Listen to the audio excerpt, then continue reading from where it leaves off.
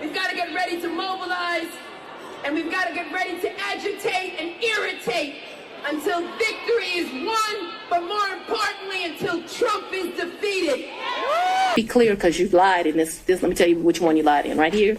I think you lied right here. No. This is the truth, Judge. And it is a lie. It is a lie. Y'all should be ashamed of yourself. Y'all black. Y'all are black. And y'all sitting up here beating and attacking on a black woman that's in power.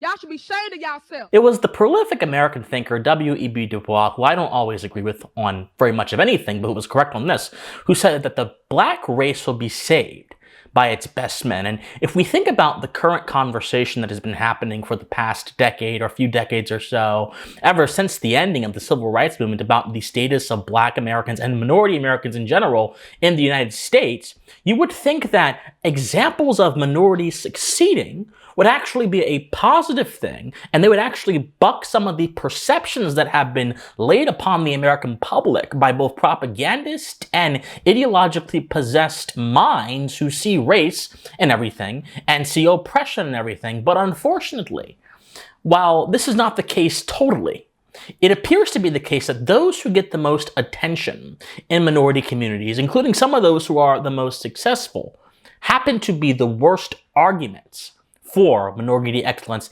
and happen also to be enemies of minority excellence. Of course, I have shown you 3 clips of Tiffany Henyard and Letitia James and Fannie Willis, who I will break down in a second as to why they are absolutely horrifically enemies of minority excellence and how they use the current social conversation as a tool to gain power. But let's think of generally the kind of people that a lot of folks in minority communities happen to idolize, whether it be rappers like Cardi B, Ice Spice, Megan Thee Stallion, whose lyrics are full of vice, filth, materialism, and violence, which unfortunately happens to be the status of many minority communities in the country. Whether it be people like, I don't know, Barack Obama, who is an avowed socialist, whose policies did absolutely nothing to advance or help the race conversation in America and only serve to divide them by pitting Americans against each other on the basis of their identity. I don't care who it is. There are so many people, so many charlatans and tricksters who have risen to the level of prominence in minority communities, who propose ideas that only wish to hold not just the minorities down, but Americans down in general. And with this mentality, conservatism is seen as a poison pill, as a tool for the oppressor to keep black folks in chains.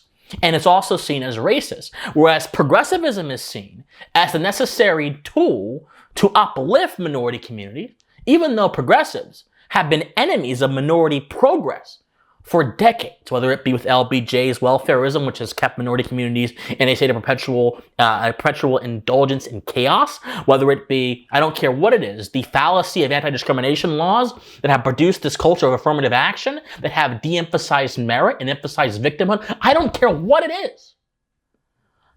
Leading me to today's topic.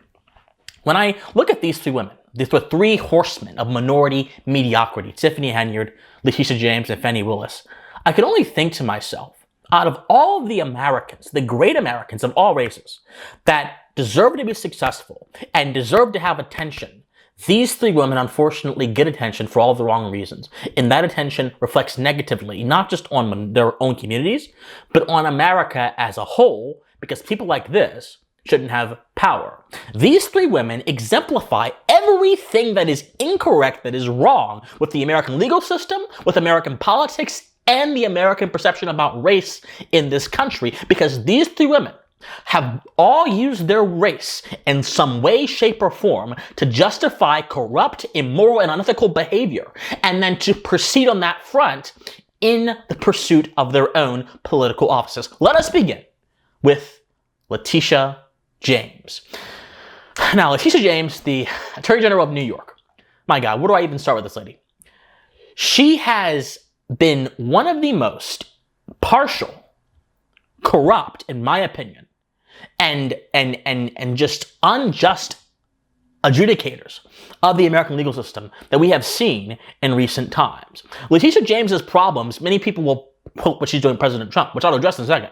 But her problems go back before then. Letitia James has a history of being partial towards her political allies and against her political opponents. For example, when she launched a probe against George Santos, who has his own pile of issues, someone I'm not even very much in favor of, but that's a different story, different day, she was accused of doing it on the basis of a conflict of interest, because Letitia James took $1,000 from George Santos's political opponent before she pursued the case against George Santos. Now, is this evidence that Letitia James did it because of conflict of interest? No. But even the mere appearance of a conflict of interest should be enough for any impartial and fair person in the legal system to step back and say, you know what? Impropriety is suspected here. Let me not taint myself with this. But no, Letitia James pursued the probe anyway. Now, on President Trump, because this is actually where Letitia James is criticized the most. Letitia James made several statements, some of which you saw in the collage I played before in my commentary, about President Trump and about what she intended to do to President Trump, both during her campaign and immediately after her campaign concluded and she was sworn in as victorious. For example, she said during her campaign that President Trump was a illegitimate president. She said that her decision to run for Attorney General was largely about the man in the White House, I'm quoting, who can't go a day without threatening our fundamental rights. She then said that Trump could be charged with obstruction of justice, and she implied that foreign governments channeled money to Donald Trump's families, which she characterized as a pattern and practice of money laundering. After her victory, she said, and I quote, Donald Trump's days of defrauding Americans are coming to an end. She continued on to say that she plans to, and I quote, launch sweeping investigations into Trump, his family, and anyone in his circle who may have violated the law.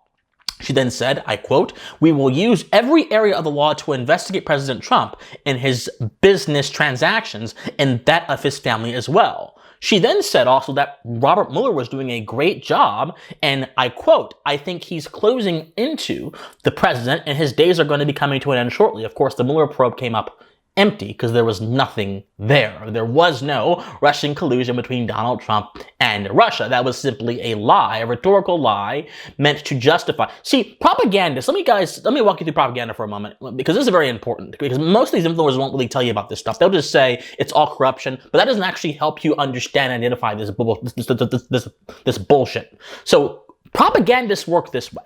They like to pose dialectical situations, right? They like to pose the problem, right? The problem being something they can contrive, something they can just conjure up out of thin air.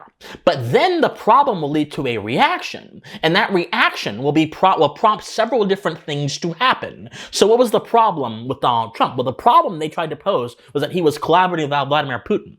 And then the reaction to that was that Americans believed that he was illegitimate, that Americans believed that his policies were not informed by the American interest, but rather informed by an attempt to further Vladimir Putin's interest, and the solution would then have been, which they did, to impeach Donald Trump, to charge Donald Trump, which they did, but they had to move the problem around because the problem that they posed of Russian collusion actually didn't work. So they had to create new problems. Oh, he was money laundering. Oh, he tried to illegitimately change the results of the election. Letitia James was a big part of this dialectical wizardry that went on here. And that's one of the reasons she's so egregious. So just foul, corrupt, terrible. There's no person, not a single independent, unbiased legal observer who can say James should still be at the helm of prosecuting the former president, given her past comments.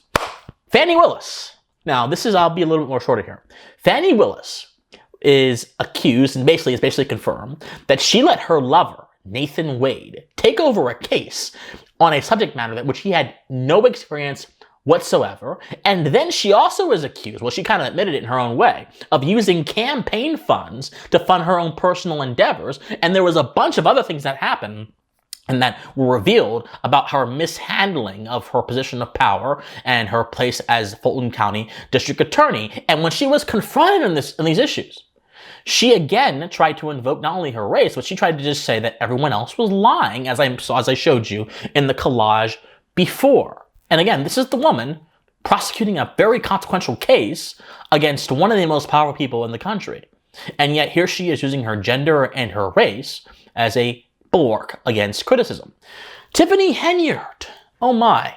Now this one is just perhaps the most blatant out of these three. She's the worst out of these three.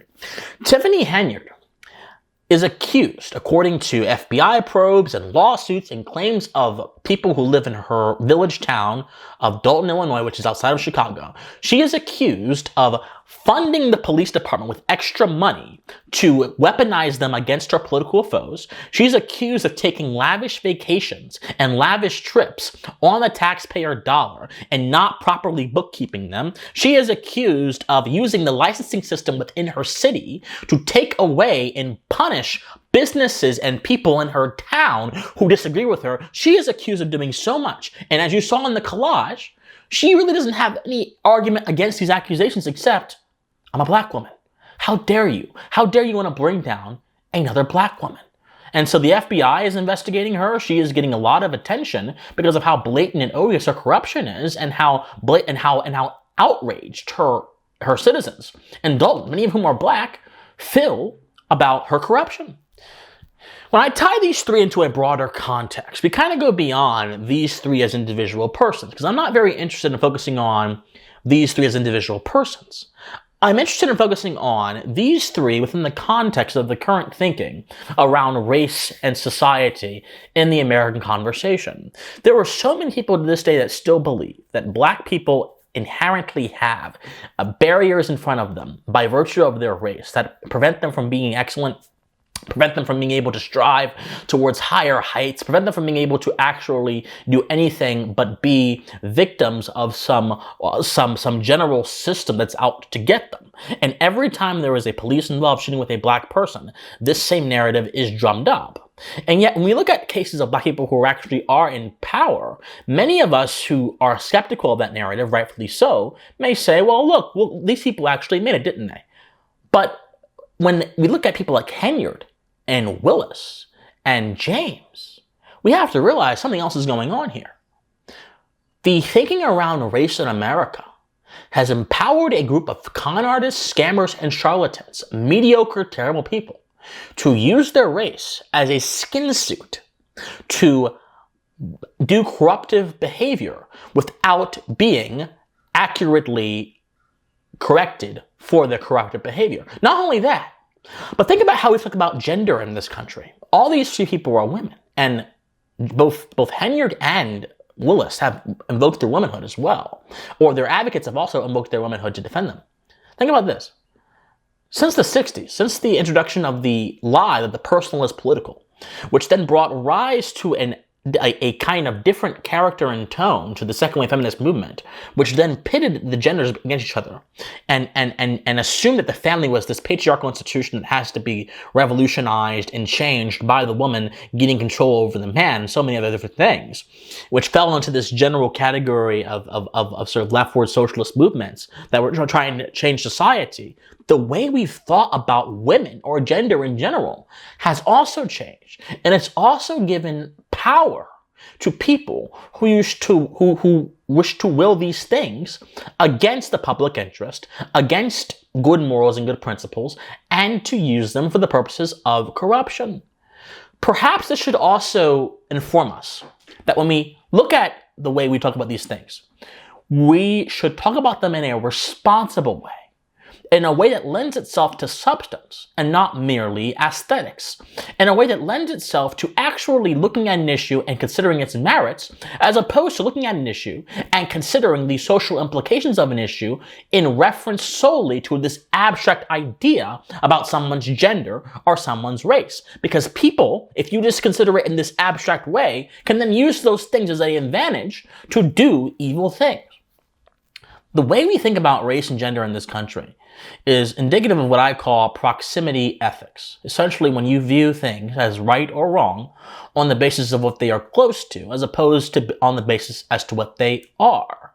And since Henyard and Willis and James are all black women who happen to have certain positions of power, many of their supporters will view them as able to do no wrong, or the wrong that they are accused of doing as being blown out of proportion and simply an elaborate scheme of those who seek to tear down people who are black and people who are women. Henyard, James, and Willis are examples of a tortured state of moral thinking in this country. They are examples of it. The truth is this, my friends. If we want to actually empower our society to get better, to move beyond some of the challenges that we've had in this great country we call America, and to also continue to further the dialogue around issues of race and all that kind of stuff, and gender, which are very important issues, by the way, that are being talked about and manipulated by people, leftward minds who have terrible notions of how these things should be solved, we must do so in a way that actually adheres to the fact that we are all fundamentally individuals with inherent human value. And no matter what societal situation happens, no matter what sociological situation happens, we must see ourselves in that light, lest we succumb to some of the errors of generalized thinking that cannot be checked entirely by reason and therefore lead to unsound thinking. Because those who are corrupt will act in corrupt ways, no matter what your intentions are, and no matter what you try to do. But if you hinge them down to more concrete ideas, their corrupt ways will become less tenable. But unfortunately, when tribalism and identity dominates your thinking, corrupt people can get away with corruption much easier than before. Before I close, let me just say this one last thing. We have a long way to go in how we think about these issues that I mentioned in this video. But the last thing we need, especially when so many people's minds are bound by the problem of proximity ethics, are people that make a mockery out of the struggles and progress so many Black Americans have had to undergo throughout the past few decades in this country. Henyard, Willis, and James 100% do that by their very presence in these jobs. They are beneath the integrity their positions are supposed to hold, and all Americans, regardless of your race or your political opinion, should condemn that and fight against that and say that these women are part of a broader phenomenon that as Americans we should do our best to get away from. My friends, if you like this video and if you enjoy political and social commentary with a little bit of philosophy, please be sure to like, share, comment, subscribe. If you want to help me out, keep the lights on, you can donate to me as well. Patreon, PayPal, all that is in my comment section down below. My friends, study history, study philosophy, remain morally convicted, and please stay pensive. Bye, guys.